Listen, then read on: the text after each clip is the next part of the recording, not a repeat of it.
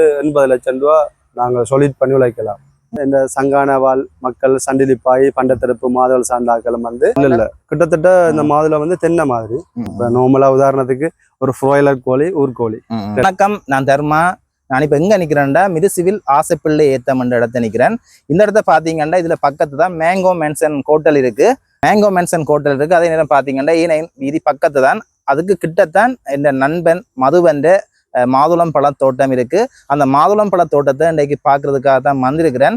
பார்க்கறது மட்டும் இல்லாம ஒரு மாதுளம் செய்கை எப்படி செய்கை பண்ண வேணும், இப்ப மாதுளம் பழம் என்ன விலை வந்து இங்க விற்கணும், எப்படி நாங்கள் கொள்ளணும் செய்யலாம் போன்ற விவரங்களை உள்ளடக்கி இந்த காணொலியை தயாரிக்கிறேன். தொடர்ந்து இந்த காணொலியை இறுதி வரை பாருங்கள்.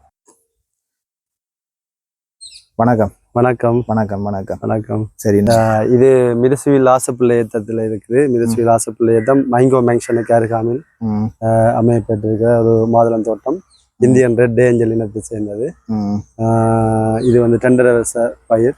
2.5 வருஷமா என்னன்னு சொல்ல இயற்கை பசலை ஊடாக வளர்க்கப்பட்டு இப்ப தற்சமயம் ஒரு அறுவடைக்கு தயாரான நிலையில இருக்குது. வேற என்ன இது சார்ந்து நீங்கள் எதிர்பார்க்குறீங்க? இது எங்கட இலங்கையை பொறுத்தளவில் இது எப்போ இருந்து அறிமுகமாக ஆயினது? இது நான் நினைக்கிறேன் கிட்டத்தட்ட ஒரு 6-7 வருஷத்துக்கு பயிர். இது முதல் வந்து புத்தளத்துல வந்து லங்கா கிரீம் பாம்பு ஊடாக வந்து வட மாகாணத்துக்கு அறிமுகமானது. ஜீவான்னு சொல்றது, அதாவது ஜீவா என்னன்னு சொல்றது தோட்டக்காரன், அவர் தான் முதல் வட மாகாணத்துல இந்த பயிரை கொண்டு வந்தார். அவர் ஊடாக இப்ப வந்து நிறைய பேருக்கு அறிமுகம் செய்து இந்த ரீச்சா அகரம் மற்றது மாதுளம் தோட்டம் இப்படி வரணியில மற்ற உரும்புராயில கன்னடங்கள்ல வந்து இது விஸ்தரிக்கப்பட்டிருக்கு. வட மாகாணத்துல இது ஒரு பெரிய ஒரு புரட்சிகரமாக ஜீவானா ஊடாக இது வெற்றிகரமாக இன்றைக்கு பயிரிடப்பட்டு வருது. அதாவது இயற்கை பசலை ஊடாக உற்பத்தி செய்ய வேணும் என்ற முயற்சியில இன்றைக்கு நாங்கள் இந்த இனம் ஆரம்பத்துல எங்க இருந்து வந்தது? இந்தியன் ரெட் ஏஞ்சல் என்று சொல்றோம். இந்திய ரெட் ஏஞ்சல் பகவான் இனம் என்று சொல்றது. கிட்டத்தட்ட மாதுளை இனத்திலே 10 வகையான இனம் இருக்கு. அதுல எங்களுக்கு ஸ்ரீலங்காவில் இது வந்து சிறந்த வருமானத்தை தரக்கூடியதாக இருக்கிறதால இதை கூடுதலாக வந்து பயிரிடுறாங்க எல்லாரும். இலங்கையின் காலநிலைக்கு இப்ப வருது. இது வந்து அரபு கன்றை தாவரம். இது வந்து உலர்வரைய தாவரம். அதாவது வறட்சியை தாங்கி வளரக்கூடிய ஒரு பயிர் தான் மாதுளை. அந்த அடிப்படையில தென்மராட்சி வந்து இதுக்கு உகந்த ஒரு மண் வளத்தை சார்ந்த மணல் பிரதேசமா இருக்கிறதால எங்களுக்கு இந்தியாவில் வந்து இதை உற்பத்தி செய்யறது வந்து சிறப்பாக இருக்கிறது. மற்றது இதுக்கான அட்வைஸ்களும் வந்து நாங்கள் இது சார்ந்த இன்றைக்கு யாழ்ப்பாணத்தை பொறுத்த வரைக்கும் வட மாகாணத்தில் ஜீவான் என்ற அட்வைஸ் ஊடாகத்தான் நிறைய பேர் செய்து கொண்டிருக்கிறோம். எனக்கு கண்டு நட்டதுல இருந்து இன்றைக்கு புடுங்கி விற்கிற வரைக்கும் எனக்கு ஜீவான் என்ற பாரிய சப்போர்ட் ஊடாக இன்றைக்கு இந்த பயிரை நான் உற்பத்தி செய்கிறேன். இன்றைக்கு அவர் கரம்பகத்தில் பெரிய தோட்டம் வச்சுக்கிறார். ரீச்சாவுக்கும் அவர் பெரிய ஒரு அட்வைஸராக இருக்கிறார். அந்த அடிப்படையில் எல்லாருக்கும் அவர் ஒரு என்னென்னு சிறந்த ஒரு ஆசானு சொல்லலாம். நீங்கள் கூடுதலா அவற்றை தோட்டத்தை தான் எல்லாரும் பார்த்துருக்கீங்க. என்றால் ஆரம்பம் வந்து அவர் தானே எங்களுக்கு. அப்ப அவர் ஒரு அதுல வந்து செடி பிள்ளைகள் அதுல என்னென்ன பசலைகளை போட்டு என்னென்ன மாதிரி வளர்க்கலாம். அப்படி இந்த காலம் வந்து எங்களுக்கு வண்ணாத்தி பூச்சியும் தும்பின்ற தாக்கம் அதிகம். இதுகளுக்கு வந்து விலைகள் போடணும். அடுத்த வருஷங்களை விலை போட்டு தான் இதை வந்து தாக்கம் இருக்கு. வண்ணாத்தி பூச்சியும் தும்பின்ற தாக்கம் நிறைய இருக்கு. மற்ற பயிர் பூச்சிகளுக்கு வந்து நாங்கள் கலைநாசினி அடிச்சாலும் இதுகள்ல வந்து கட்டுப்படுத்த கொஞ்சம் கஷ்டமா இருக்குது. அதால வந்து பெரிய நஷ்டம் ஏற்பட்டு கொண்டுதான் இருக்குது. நட்டம் வருது. நட்டம் வரும். இப்போ சாதாரணமா ஒரு நாளைக்கு ஒரு 3 கிலோ 4 கிலோவாது இந்த அழுகி விழும். நீங்கள் இங்க பழம் விற்கிறது இல்ல கண்டு கிளம்பி இருக்கும் உங்கள்ட்ட? இப்பதான் நான் முதல் அறுவடை.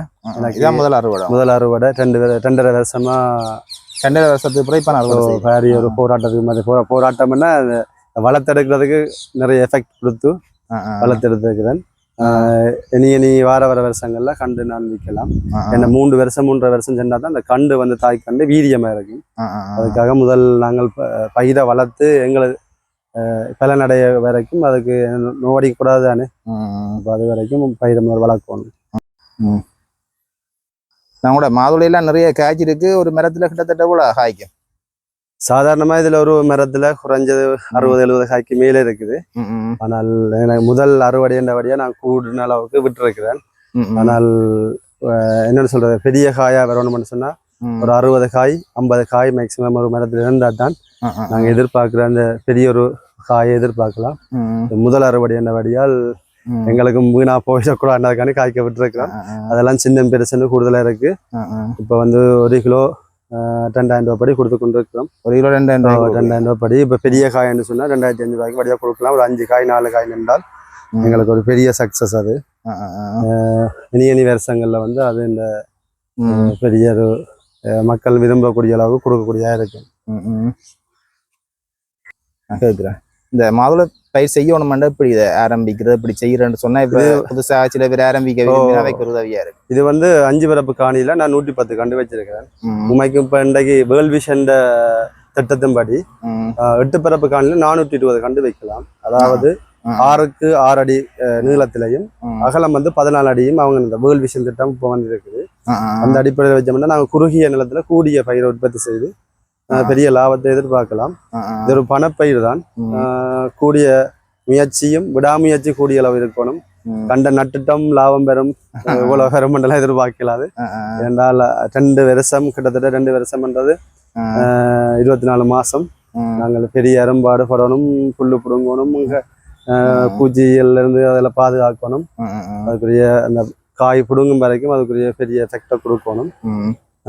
அதால வந்து இப்போ கூடிய அளவுக்கு இன்றைக்கு எங்களோட இந்த நிலம் வந்து எல்லா இளைஞர்களுக்கும் ஒரு என்னன்னு சொல்றது முன்னுதாரணமா இருந்து வளர்க்கலாம். நான் ஒரு போட்டோகிராஃபி ப்ரொஃபஷனல் போட்டோகிராஃபி ஒரு ஹொபியா தான் இது செய்ய வளைக்கிட்டு இன்றைக்கு ஒரு ஓகே எனக்கு ஒரு பெரிய விளைச்சல தந்து வைக்குது. அந்த போட்டோகிராஃபி தொழிலுக்குள்ளையும் அதையும் பார்த்து இதையும் பார்த்து இன்றைக்கு வளர்த்தது. இன்றைக்கு நிறைய இளைஞர்கள் விரும்பி செய்து கொண்டிருக்கிறேன் காசு. ஆனால் அப்படியா நிலங்களை வாங்கி கூட செய்தால் நிறைய சக்சஸ் ஆகலாம். இப்போ இதுல நீர்ப்பாசனம் வந்து எப்படி செய்யணும்? இப்போ மேரி காலத்து பிரச்சனை இல்லை. கோடைகாலம் வந்து மாதுளையை பொறுத்த வரைக்கும் நீர்ப்பாசனம் வந்து அதிகமா விடணும்னு இல்லை. நான் ஆரம்பத்துல ஒரு 1 இயர் வந்து கூட பைப் ஊடாக தான் விட்டேன். நான் கோஸ் பைப் ஊடாக. அது எனக்கு நிறைய நீர் வீண் விரயமாகும். ஆனா இது சொட்டு நீர் பாசனம் வந்து சிக்கனமான நீர் விநியோகத்தை தரும். என்னென்று சொன்னால் ஒரு மரத்துக்கு 1.5 மரத்தியாலும் காணும் இவ்வளவு பயிருக்கும் தண்ணி கிட்டத்தட்ட 6 நிப்பிள் போட்டிருக்கு. அதால 84 லிட்டரு 90 லிட்டர் கிட்ட ஒரு 1.5 மத்தியத்துல வந்து அவ்வளவே போதுமானது. மற்றது எந்த நேரமும் எங்களை நேரம் கிடைக்கிற நேரம் திறந்து விடலாம். இப்போ கோசால விடக்குள்ள அப்படி விடையலாம் என்று சொன்னால் நிலம் வந்து சூடா இருக்கிற பொழுது நிலம் என்ன பயிருக்கு தாக்கம் பெறும். இது சொட்டு நீர் வந்து அப்படி இல்லை. அதுக்கு எப்ப நீர் எங்களுக்கு திறக்கக்கூடிய டைம் இருக்கு அந்த நேரம் திறந்து விட்டால் அது நிலத்தை வந்து ஆற வச்சு ஓரளவுக்கு பயிரை தாக்கம் இல்லாம அந்த நீர் அந்த வீண் விரயமாக கிடைக்கும். மற்ற இதுக்கு பசலையில் எப்படி செய்கிறீங்க? கெமிக்கல் பாவிக்கிறீங்களோ இல்லை இயற்கையான பசலை பாவிக்கிறீங்களோ? 100க்கு 80% ஃபுல்லா இயற்கை பசலை தான். ஆரம்பம் வந்து மாட்டொரு, கோழியரு, ஆட்டரு போட்டு தான் கண்டை வந்து முதல் நாங்கள் தயார் நிலப்படுத்துவோம். இந்த காய்க்க 6 மாசத்துக்கு ஒருக்கா வந்து அதுக்கு ஒவ்வொரு மரத்துக்கும் வந்து குறைஞ்சது 60 கிலோவுக்கு மேற்பட்ட பசலை கொடுக்கறதால நன்மை கூட. நாங்கள் என்ன காய்க்கு ரெடி பண்ற நேரம் கிட்டத்தட்ட உமிச்சாம்பல், மாட்டரு, ஆட்டரு, கோழியரு, அதை விட பெனையோலை பெனை மரம் நிற்கிறவங்க பெனையோலை போட்டு இதுக்கு கிடங்கெடுத்து தாட்டால் கூடிய நைதரசன் கிடைக்கும்.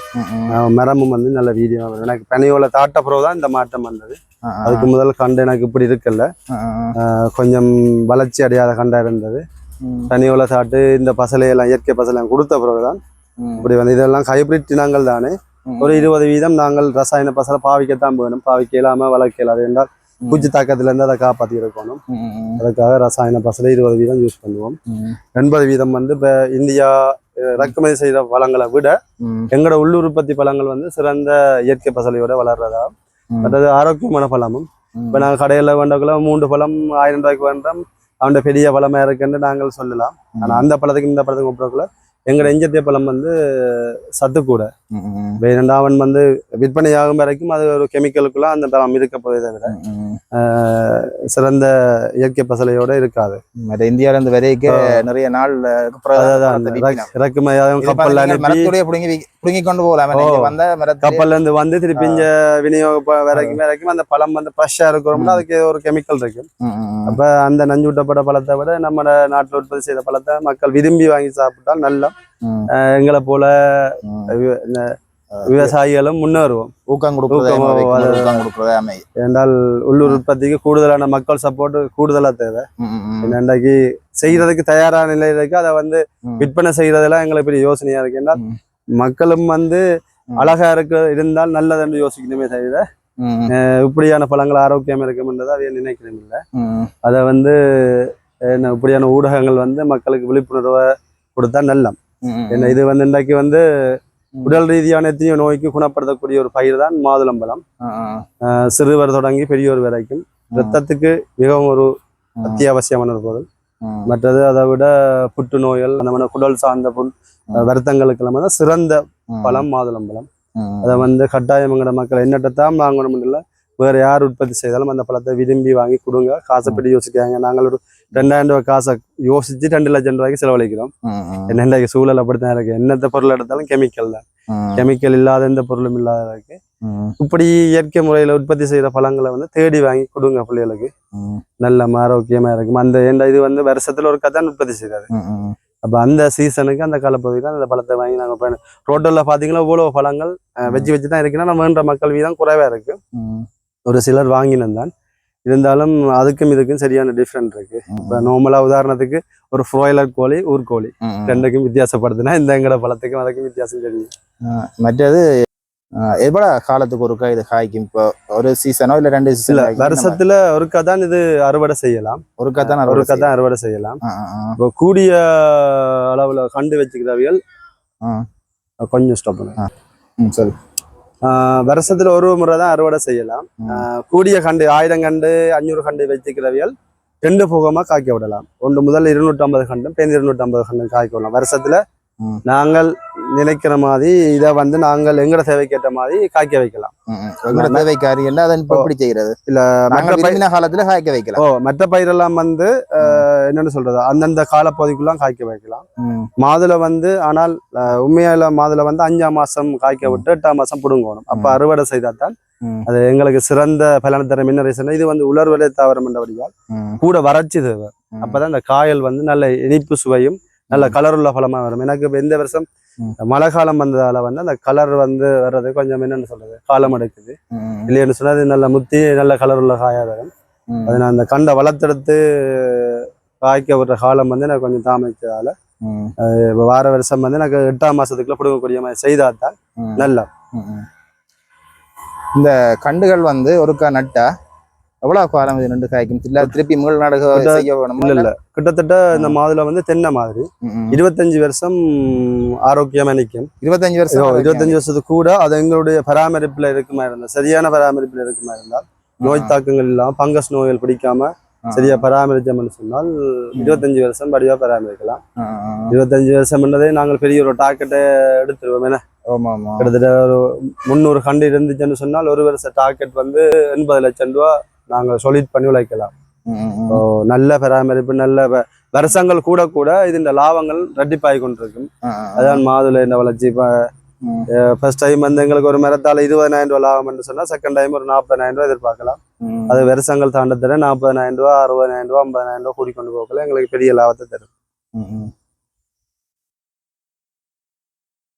நீங்க இதை செய்ய உங்களுக்கு எப்படியான சவால்கள் வரும்? நோய் தாக்கங்கள் அப்படியானது வேற எதுவும் என்னன்னு சொல்றேன் மிருகங்கள பாதிப்பு அப்படி ஏதாவது இருக்கோ? இப்ப காய் பிடுங்குற டைம்ல வந்து எங்களுக்கு வண்ணத்தி பூச்சி தும்பி அணில் புலுனி இது சார்ந்த பறவைகளால பெரிய தாக்கம் இருக்கு. இதுக்கு வந்து நெட் அமைப்போட இருந்துச்சுன்னு சொன்னால் கூடிய அளவு பாதிப்பு இல்லாம இருக்கலாம். மற்றது பயிரை வந்து நாங்கள் வளர்த்திருக்கிற காலப்பகுதியில் எங்களுக்கு இந்த காலநிலை இந்த மாற்றங்கள் வந்து இந்த பயிருக்கு வந்து கொஞ்சம் என்னன்னு சொல்றது சரியான ஒத்தாசையை கொடுக்காட்டி நட்டம் பெருந்தான். விவசாயம் ஒன்று சொல்லக்கூட நட்டமும் லாபமும் அது பெறும். அதுக்கேற்ற மாதிரி தான் நாங்களும் பயிரை கொண்டு செல்லணும். இது சந்தை வாய்ப்பு எப்படி இருக்குது இந்த விற்பனைகள்? கூடுதலாக இப்போ வந்து எல்லாம் ஃபேஸ்புக் இன்ஸ்டாகிராம் மற்றது டிக்டாக் கூடாக தான் இப்போ அறிமுகப்படுத்தியிருக்கிறேன்.